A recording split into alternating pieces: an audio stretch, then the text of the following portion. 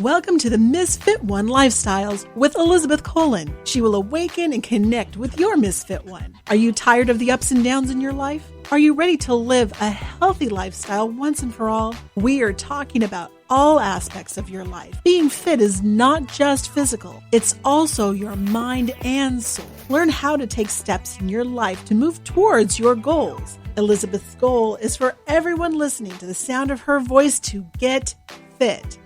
Let's get focused, let's get intentional, and let's transform. Now here's your host, Elizabeth Colin.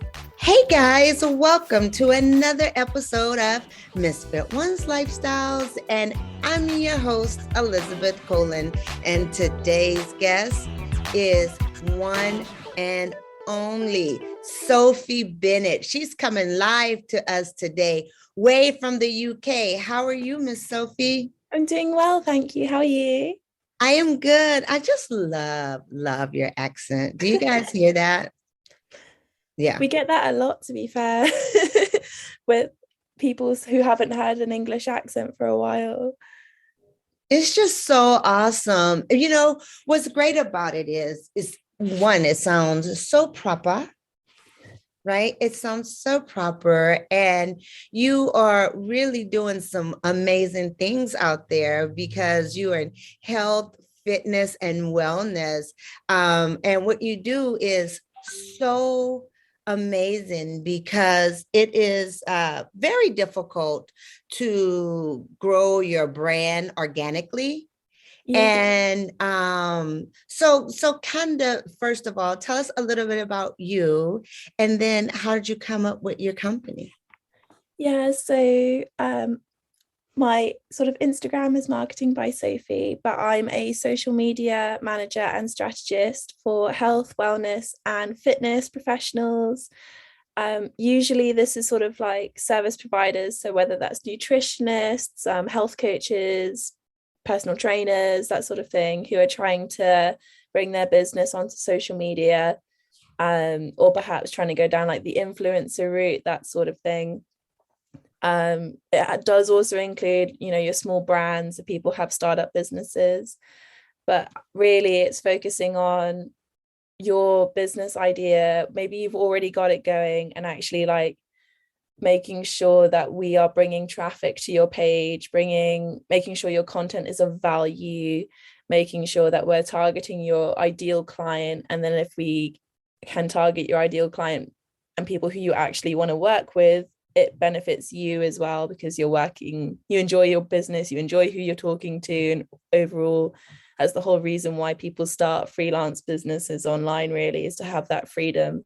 So yeah, it came about because I finished my undergraduate degree 2 years ago, into COVID. We love that. Yes. So I had a grad job, but it got cancelled because of COVID. They just weren't hiring. And it got to the point where it was sort of like, okay, so I either stay unemployed or I somehow, Pivot. Yeah. Right. Yeah. You got to pivot. Yes. Yeah. And so I started doing freelance work, just sort of ad hoc, off your Upwork, Fiverr, sort of freelance sites.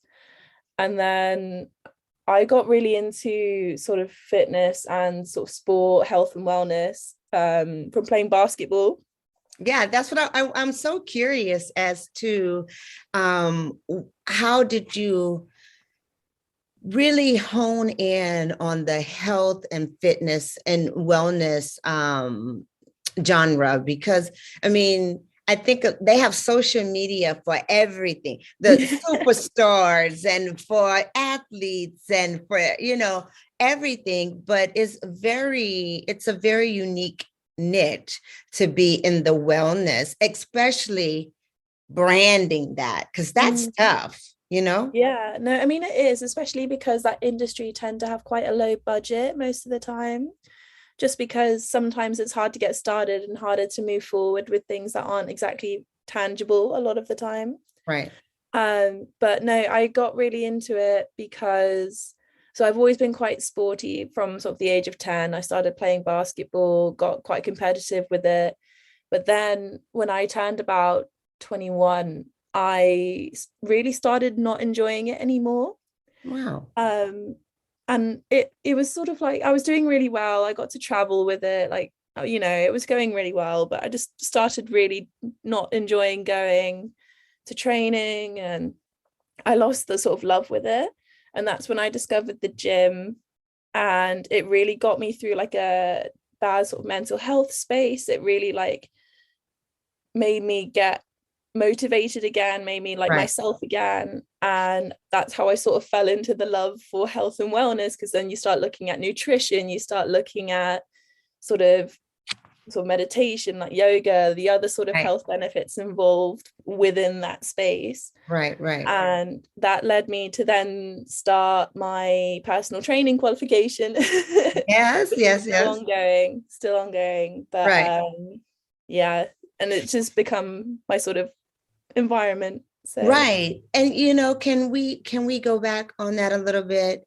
Because I talk about, our mental health is often overlooked. And so I am so happy that you said that it was a time in your life that you fell out of love with the sport you've been doing for a long time, which happens, and people really don't get that. I guess for my daughter, she was a dancer she was competing since the age of 4. She traveled all over. She was going to do it. And then when she gets to college, she was actually doing her audition tapes. And then she's like, I just don't really want to do it anymore. And yeah. so as a mom, at first I was like, what? You know how much money I've paid into this? Like, we had a plan. But you're right. When you fall out of love for it, doesn't matter what anybody else say, because everything we do is driven from within. And if we don't have the heart for it, it's over. But the great thing about you, Sophie, is that you moved to the gym and it helped you through that dark period Yeah, or down period, or you know what I mean? yeah, it was sort of finding, because obviously basketball's at that point, I've been doing it for about 12 years. That's a long time. That's a long time. Yeah. Most of my life by that point. So it was sort of trying to, I guess, fill a hole, even though that makes it sound really deep. And No, yeah. yeah. And I'm glad you're saying that, because people often think that when it's a hole, it has to be a deep, deep, dark depression, No.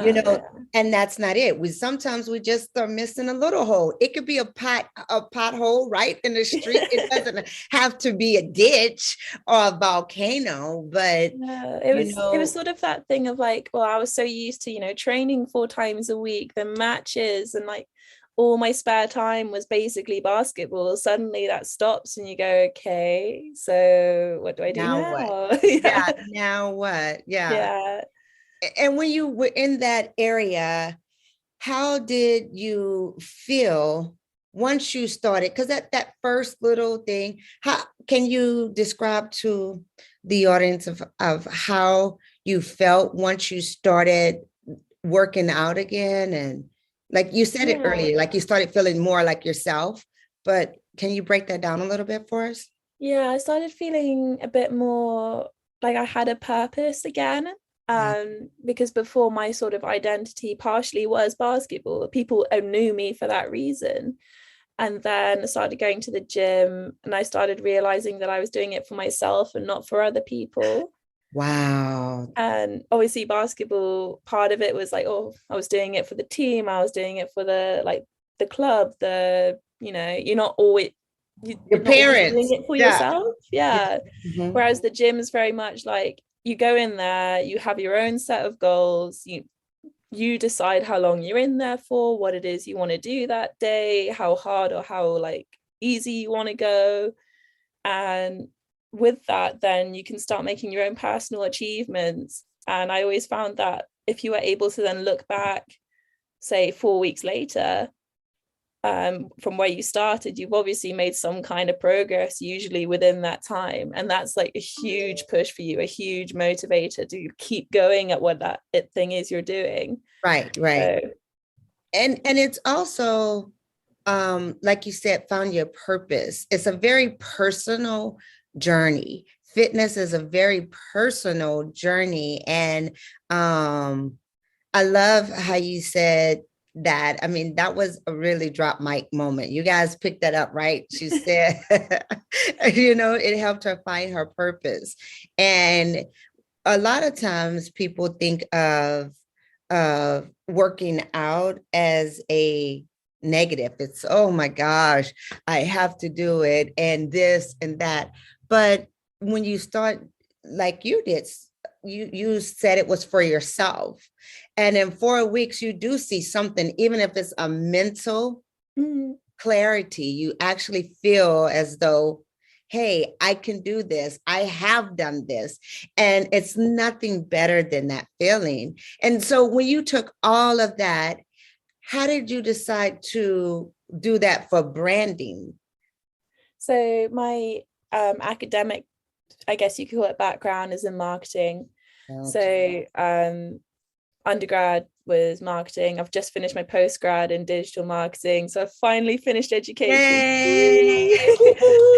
Yay! But so it kind of made sense. That was what my skill set was. That's what I've got experience in corporate as well. So it was sort of, okay, so how can I merge the two things that one, I find really interesting, and B, that I love to pieces, which is like health and fitness. And then suddenly it was like, well, I could just do exactly that, but for people who do health and fitness stuff. So, right.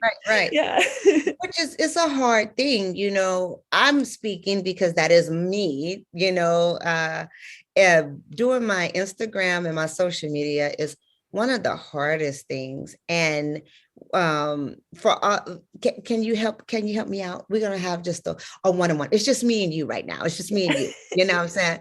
And here's the thing, though, because I know many people who are in this field. Of course, like you said, now it's our environment that we live in. But the point of health and fitness, it does run over into your everyday life. It really does. And to market that is really hard for me because I feel that I always have to take pictures. Yeah, a lot of people struggle with that. And I'm sick of me. I don't want to see me anymore. Yeah, no, that is difficult. How do we get over that? Can you give us some tips? It sounds really silly. So, Instagram Reels are like TikToks that everyone does now. I hated doing them. I hated doing Reels when they first came out. I'm actually quite a shy person. I'm the same. I'm like, oh, don't look at me. Oh, right. Yeah. It was actually a really good friend of mine who's another freelancer told me. She was like, put on your best like going out music, like you're getting ready for a night out kind of music. Okay. Dance around, be really silly, get yourself like really hyped up. And then it doesn't cross your mind when you go to film it. You're in such like yeah, I can do this kind of like headspace. Wow. So you just go ahead and do it. Whereas if you're walking up to a camera and you're like, oh gosh, I have to somehow film myself do this thing. Like I'm not, you're not in the headspace for it. And yeah, my friend just said, no, like get yourself hyped up, listen to your favorite dance song, like have a mad time. And then you'll feel a lot better when you do go to do it. And yeah, right enough, it was like I had my little dance party whilst like making breakfast and stuff, and then ready to film, and I felt much more like comfortable with it. So I love that so much because it really is like that for me. I could be doing whatever, and then when I have to record, I get stiff. It looks fake. I don't do anything. You're right. I'm like, forget it. So guys, that tip right there is like priceless. Sophie said, have a mad time. Yeah, just have a dance party. It sounds really silly, but like when you're like being silly in your house, you don't feel silly doing something in front of a camera. And then that is so awesome. That really is. Now, another question I have for you, because again, everybody uses social media for everything. Yeah. I mean, everything, right? Yeah. So do you need like high-tech equipment and all that? Do you need to go out and do all that? No, I wouldn't say so. I mean, I do all of mine with just my phone. Most of the time you can download sort of editing apps for free. Right. And once you learn how to use them, they're not, expensive. If you're not filming, say, videos and you're wanting to make sort of static posts and stuff, Canva is a lifesaver. You don't need to be a graphic design whiz in order to use it. It's pretty straightforward. And it's really cheap as well. If you pay for Canva Pro, it's something like $8-10 a month. It's yeah. It's like your one Starbucks coffee a week. So yeah, by no means do you need to be going out and buying like high-tech cameras or like anything like that. I mean, yeah, I don't own that. So right. I think it's great because what you do is take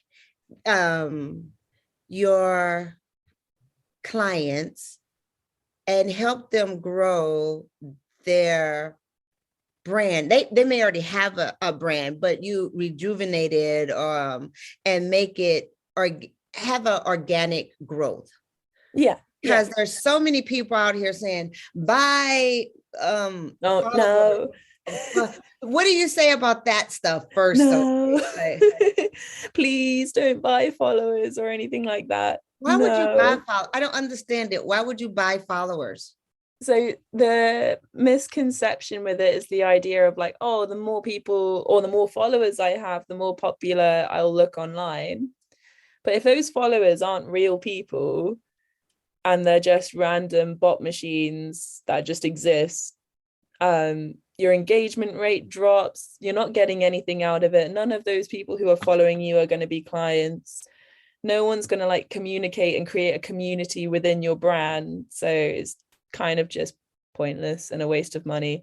I love that you said that because that's the key point. You guys, I hope you have your pen and paper because she is dropping some knowledge and she does it like, and it's not a big deal, but I'm like, wow, mind blowing. That's right there. Mind blowing because it's true. The engagement is very important.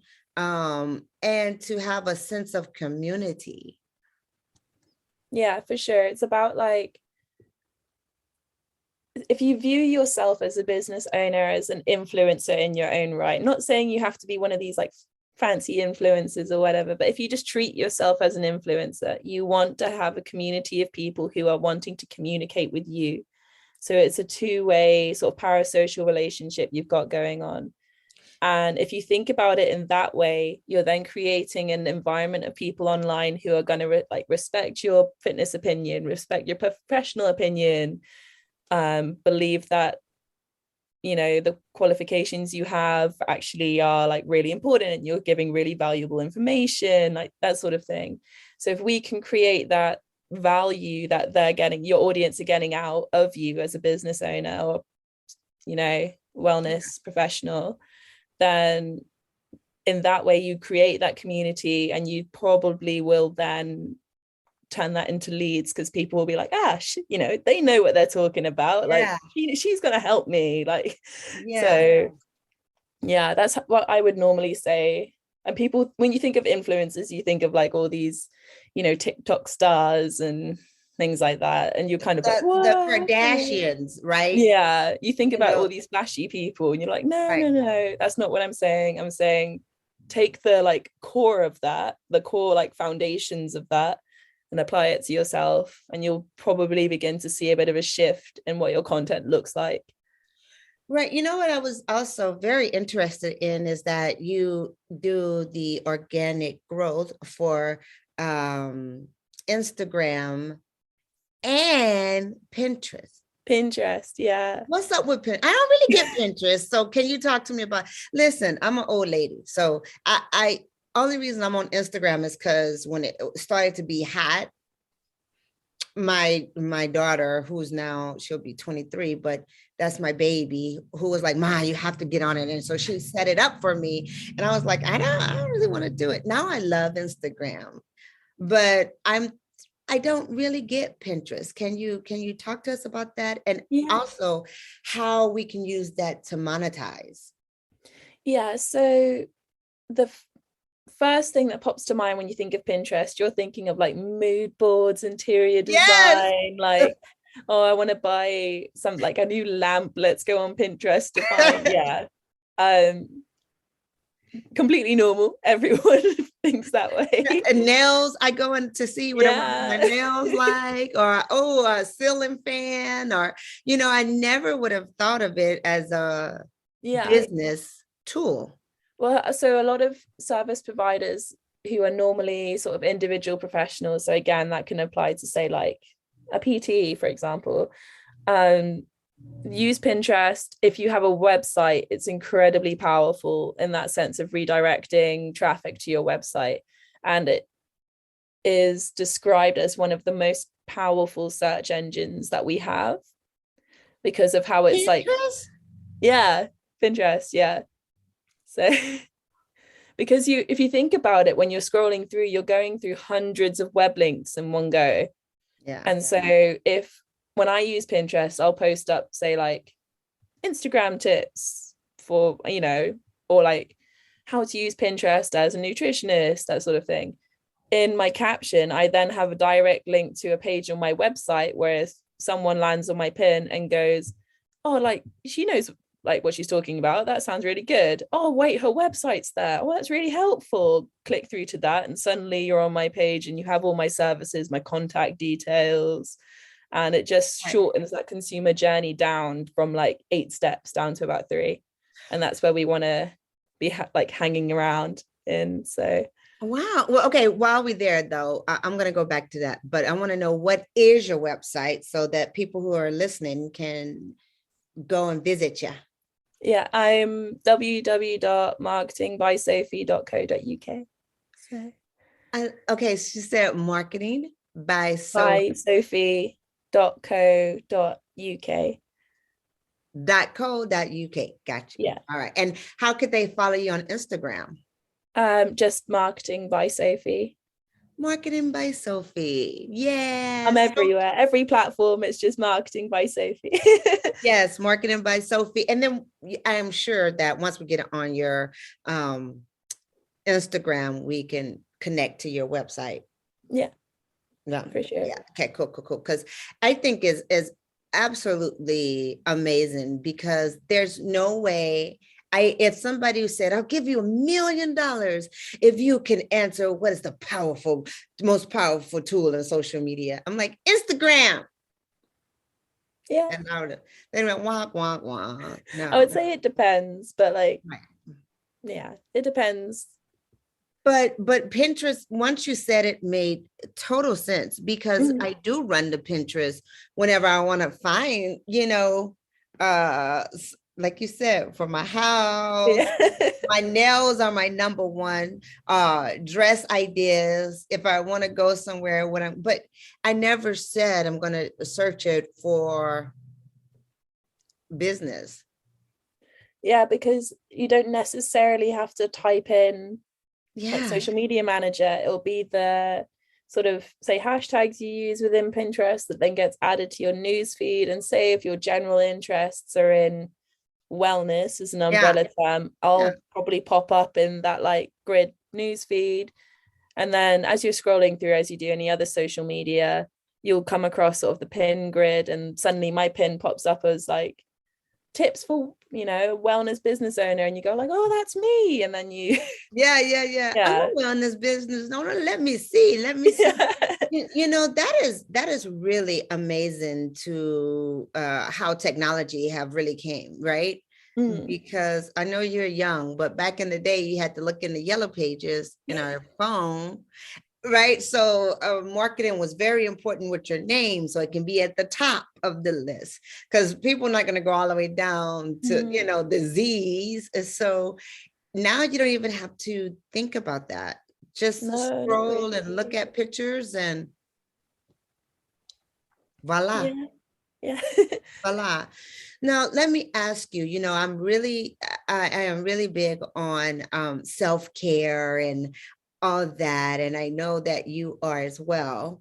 Can you share a little bit about how Sophie wakes up? How does she start her day? Um, for me personally, and everyone laughs at me for this, I get up before I start work or start doing anything. I'll go walk into my kitchen, and throughout, I'm talking the whole year, so January through to December, I'll make a gingerbread latte. Awesome. Well, this is the thing, everyone's like, gingerbread latte, that's such a All Christmas year. thing. And I'll be there like, nah, I'm making it still in July, like, look at me go.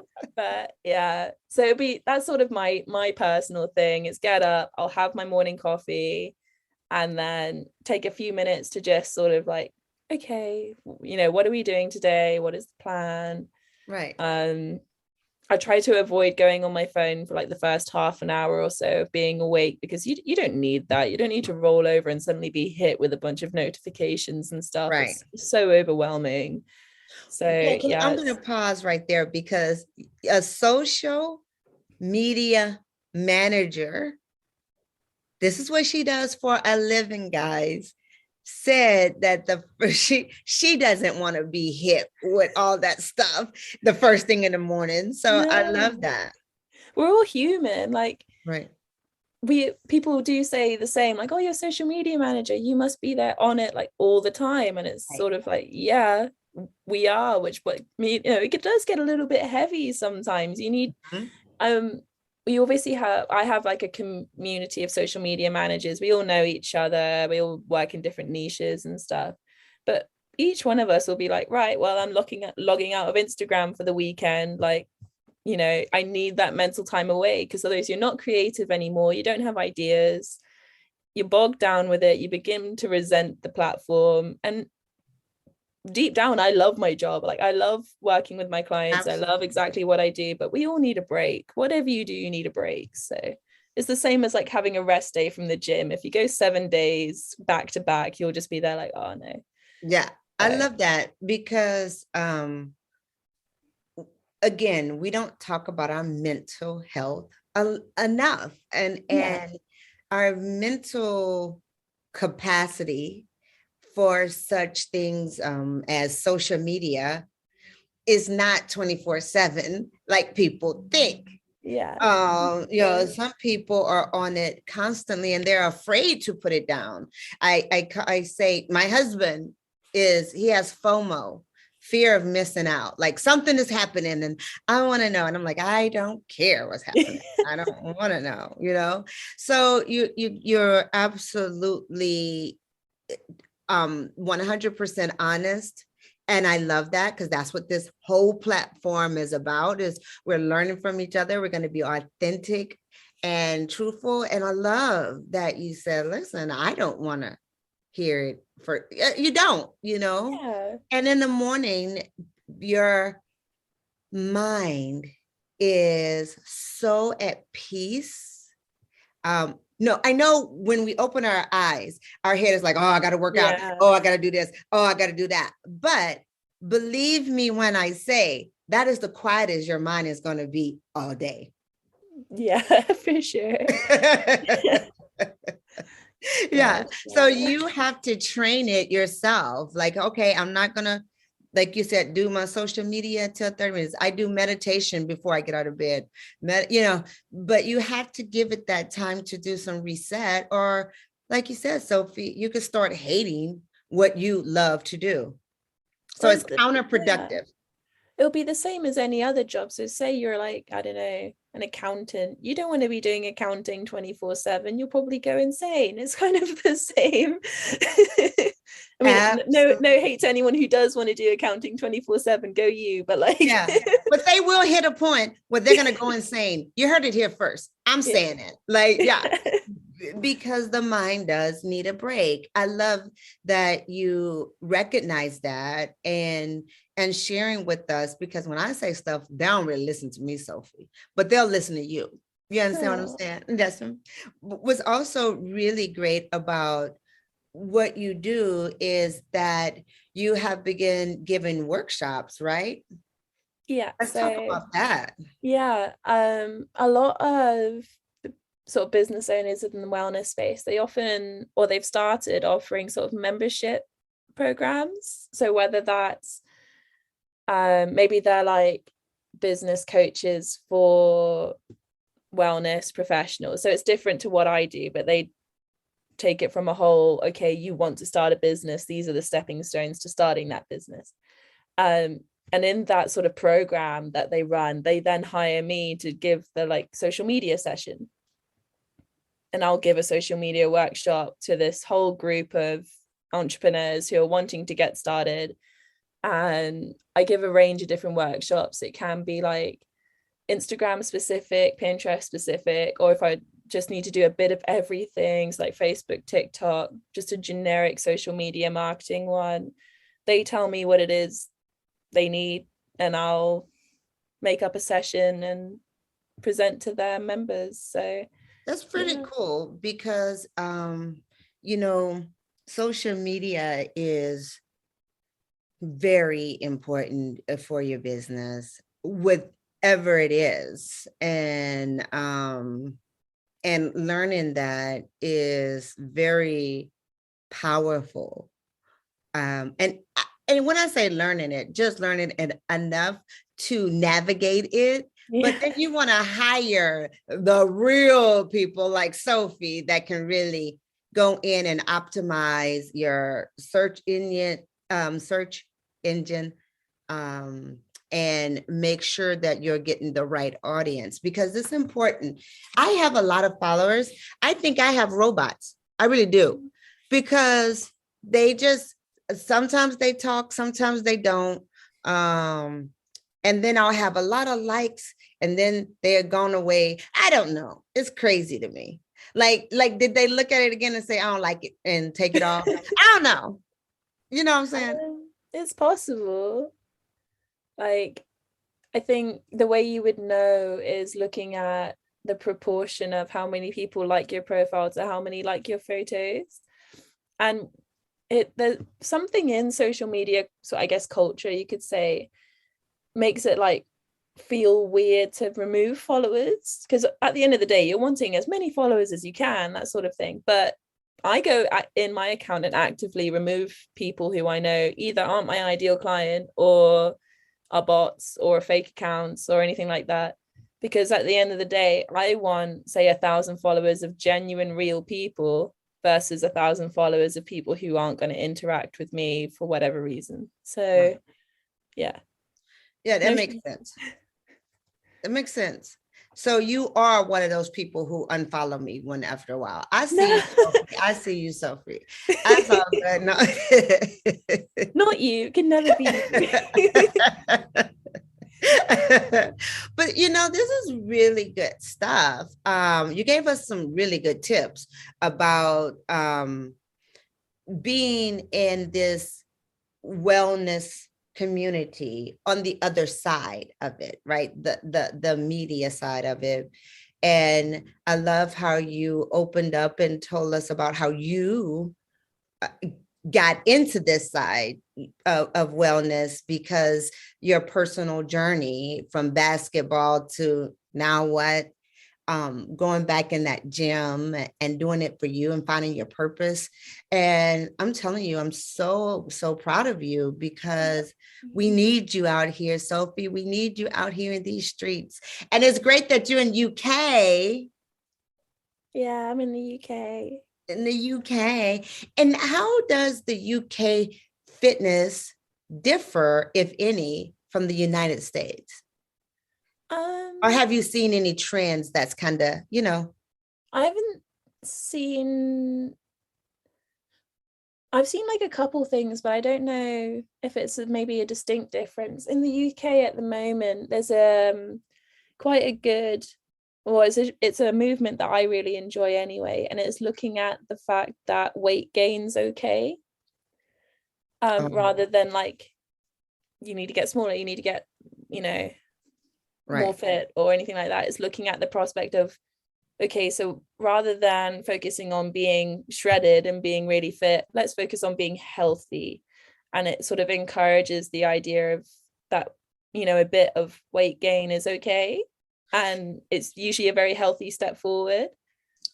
I love that. Whereas I don't know if that's introduced in the US much, but across the UK social media environment, I've seen it's been a big conversation at the moment. Yeah, I So love that because I try to talk about that, but it's hard for us because it's a scale driven. Whatever that scale says, it can make you happy, it can make you sad, And I'm one of those people, right? Like I lost over 115 pounds and maintained all that for like more than almost 16 years now. But I get that whole dread. I understand that whole fear of the scale. yeah. And now that I'm in menopause, it's crazy because of course the scale is going up, up, up. And I actually went to my doctor the other day and I didn't trip about it. You know what I mean? I didn't freak out, but it was right. So I would look at the scale and go, oh shit. And then I look up at the mirror and go, oh shit. Like I look like, good. hey. Then I look at the scale and go, oh shit. Then I like, oh yeah, you look good. So I have to, it's a battle within all the time. And when I talked to my doctor about it, she said, you're still working out, you're still doing your stuff. She says, who cares? And that's literally what I tell my clients. But when it hits me, I go, oh, so I'm all in for the UK. What is it called? Trend or whatever is going on now. Reoccurring topic I've seen about, especially amongst people like girls my age. So, right. I'm 24. So we have like so much pressure to look a certain way, as do guys, very much so. It's the same with guys. And it was the whole idea of like, you don't need to be like this amazing model like body waffle thing. Yeah, and we're seeing it a lot in brands as well at the moment. So for example, Gymshark, everyone knows Gymshark. Right. Within the last 18 months or so, they've gone from having like really athletic models for all of their clothes to having a range of different body sizes to show just how their clothes will look like on everyone, and it's become much more inclusive. Love it. And I love it because I'm healthy weight, but I'm not the same shape as the next person, we're all different I'm not Twiggy. sizes. I'm not Twiggy. That makes sense because we do have that now in the United States. I have been seeing that more, that they're showing the body weight of different body types, and that's refreshing, because it's not one size fits all. No, and I think it's definitely a healthy shift that we're finally coming away from that. Like there's a long way to go by all means, that there's still loads of problems, but it's nice to see that it's finally sort of being recognized that it's a problem. And then now it's sort of, especially in marketing, so say fitness marketing, it's okay, so what can we do to keep that momentum going? What can we do to keep that idea of it's absolutely fine to be exactly who you are going? And that's why I also love being part of the like industry, because it's sort of, we're all one big family at the end of the day. I love it. I got goosebumps when you said that. It's absolutely fine to be you. You're okay the way you are. And because it is discouraging, or it could be discouraging to people, like looking on the Instagram feeds, and these girls are pure perfection, not a mark. They don't have a stretch mark. They don't have 8 kids or 5 kids, and they don't have anything. I'm like, I'm calling BS. Like I'm calling BS. So when I do my pictures on Instagram, I know they are hideous, whatever, but that's my body. I gave birth to 3 kids. I'm 50 years old in a month, right? So it is what it is, and it's okay. It's okay. Hey, my stretch marks are prideful, and my scars are stuff I survived. Well, it's just like your story is so much more important than whether you have some stretch marks on your leg. like we've all got them. It's completely natural. I remember growing up, because you live in that little like space where you're told that you shouldn't have these. And I remember going to my mum and being like, Mum, I've got like lines on my leg. And she was there like, yeah, like what? Like, what's the problem? Yeah, she was just there like, yeah, that you know, that's normal, it's fine. Yeah. And it took me a long time to realize that that's just being a human. That's not because you didn't work out enough, because you Right. I don't know, didn't eat 4 apples that day. Right. Yeah. Y'all only had a boiled egg. No, Yeah. you know, it's like, that's so true. And I really, really just adore you, Sophie, because you are a breath of fresh air. Because this is the age, I'm old enough to be your mom. My baby is 23, right?